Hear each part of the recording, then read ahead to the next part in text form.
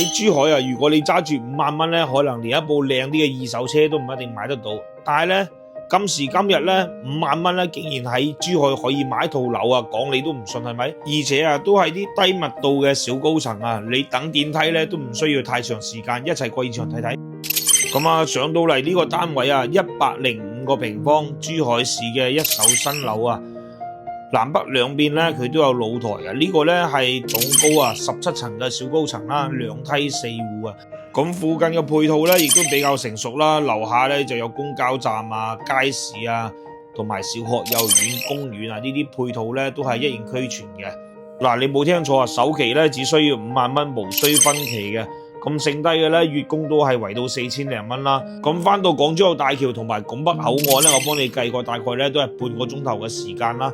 小區咧係自帶會所同埋健身房嘅，另外咧係帶鴻蒙嘅家居系統。有興趣嘅朋友歡迎評論區留言啦。Thank you。